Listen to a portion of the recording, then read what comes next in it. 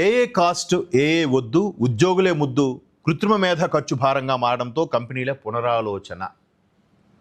ఇక్కడ చూస్తే 2020లో కృత్రిమ మేధస్సుపై చాలామంది అభిప్రాయం ఒకటే, దీన్ని అంగీకరిస్తే మీ నిర్వహణ ఖర్చులు తగ్గుతాయి, మానవ ఉద్యోగి కంపెనీ చెల్లించాల్సిన దానికంటే ఏ ఖర్చు తక్కువగా ఉంటుంది, ఏ ఉత్పాదకను 10 రెట్లు లేదా అంతకంటే ఎక్కువ పెంచుతుంది. కానీ 26లో ఏ వాస్తవికత మరోలా ఉంది.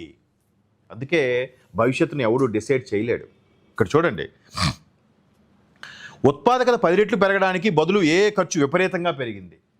అంటే ఇప్పుడు జనరల్గా కంప్యూటర్ వచ్చిన కొత్తలో ఉద్యోగాలు పోతాయని చెప్పారు. అంటే ఎందుకు చెప్పారు? ఒక 10 మంది చేసే పని ఒక సిస్టమ్ ఒకటే చేసేస్తుంది.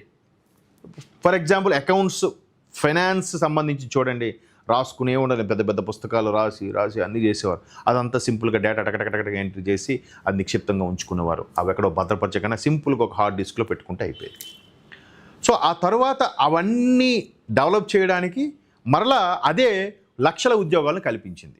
ఈరోజు హైదరాబాదు లాంటి మహానగరాలు, బెంగళూరు లాంటి మహానగరాలు బాగా అభివృద్ధి చెందడానికి, ఎక్కువగా కీలకమైన రెవెన్యూ రావడానికి ఈ ఐటీ సెక్టారే దోహదపడుతుంది. సుమారుగా 80% ఐటీ సెక్టారు దీంట్లోనే ముందుకెళ్తుంది కదా.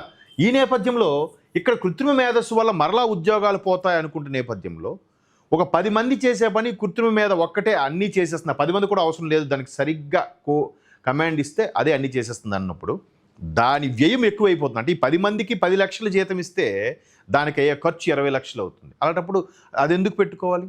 10 మందితోనే చేద్దాం. కాకపోతే సమయం ఒక పూటలోనో ఒక రోజులో చేసే ఏఏ ఒక వారం రోజులు ఇది చేస్తుందేమో, ఈ 10 మంది చేస్తారేమో. అదే ఇక్కడ మాకు ఇచ్చాడు. నిజంగా చాలామందికి ఆశాజనకంగా సాఫ్ట్వేర్ ఉద్యోగాలు పోతాయని భయపడుతున్న చాలామందికి ఇది ఒక ఆశాజనకమైన ఒక వార్త. ఉత్పాదక 10 రెట్లు పెరగడానికి బదులు ఏ ఖర్చు విపరీతంగా పెరిగింది.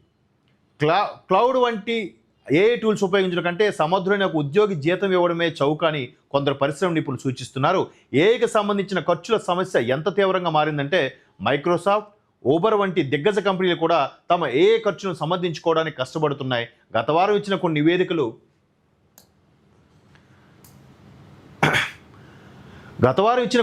ఏఐ వల్లే ప్రయోజనాలు, దానికి అవుతున్న ఖర్చులకు మధ్య ఉన్న అసమతుల్యతలను కంపెనీలు గమనించడం ప్రారంభించాయని పేర్కొన్నాయి. మైక్రోసాఫ్ట్ మేనేజ్మెంట్ వేలాది మంది ఇంజనీర్లను క్లౌడ్ కోడ్ వాడడం ఆపేసి అంతర్గత ఏఐ టూల్ను ఉపయోగించాల్సిందిగా కోరింది. దీనికి జూన్ 30ని గడువుగా విధించారు.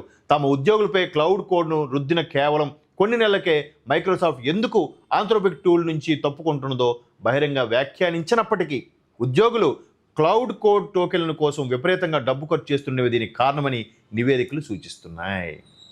ఏదైతే ఇలాగ ఉందో ఏఐ గురించి వాడితే మనం ఈజీగా అవుతామని చెప్పి మనం ఈజీగా దానివల్ల వాడుకుంటాం, ఇంకా ఉద్యోగులను ఒక్కొక్కరుగా తొలగించడం, మొన్న మెటా కూడా సుమారుగా 7,000 మందిని తొలగించేసింది. ఇవన్నీ అనుకున్నప్పుడు ఈ ఆంథ్రోపిక్ టూల్ ఏదైతే ఉందో బాగా డిమాండ్ పెరిగిపోయి దానికి బిల్లు తడిచి మోపిడవుతుందంట. మరి మ్యాక్సిమం కదా. ఇప్పుడు ఇంట్లో పని మనిషి పెట్టుకోవాలనుకున్న చిన్న ఎగ్జాంపుల్, పని మనిషికి నెలకి 10,000 15,000 ఇచ్చి అమ్మ ఇల్లు తొడవడము, బట్టలు ఉతకడము అన్నీ చేసును జరుగుతున్నాయి. ఇంకా హైదరాబాద్లో కూడా ఇంకా ఎక్కువ ఉంది. సగటు ఒక మున్సిపాలిటీ మహానగరాల్లో ఉండే పరిస్థితి అయితే 10,000 నుంచి 15,000 వరకు ఇస్తున్నారు. మరి అదే రోబోకి ఇస్తే రోబో ఒకటి కొనేసుకుంటే మొత్తం తగ్గిపోతుంది కదంటే రోబో కొనాలంటే ₹1 కోటి అవుతుంది అనుకుందాం. ఎప్పటికి అది ఎన్నేళ్ళు మనం వాడేస్తాం? పోని 10 లక్షలే అనుకుందాం. ఎన్నేళ్ళకి వాడుతాం ఆ రోబోని? అది అన్నీ చేస్తుందా? అది సొంతంగా చేయగలుగుతుందా? దానికి మళ్ళీ కోడు గీడు అన్నీ ఇచ్చి దానికి చెప్తేనే చేస్తుంది. కానీ మనిషి అలా కాదుగా. మేధస్సుతో సొంతంగా ఆలోచించి అయ్యో వాడు పడిపోయాడే లేపుతుంది. అదే రోబో కనుకోండి, పడిపోతే లేపాలను కూడా కోడిస్తేనే లేపుతుంది. అది మనం బయట నుంచి వచ్చారు, ఈ టైంలో ఆకలేస్తుందేమో, స్నాక్స్ ఏమైనా పెడదాం అని రోబో ఆలోచిస్తుందా? లేదే. ఏమో ఇప్పుడు వాడు కూడా అడ్వాన్స్డ్గా వచ్చేసాయి, కాదనట్లేదు. కానీ దానికి అయ్యే ఖర్చు చాలా 10 లక్షలు అనుకుంటారు రోబో చిన్నది. ఇప్పుడు మొన్న తమిళనాడు విజయ్ రోబోతో క్యాన్వాసింగ్ చేయించినట్టుగా.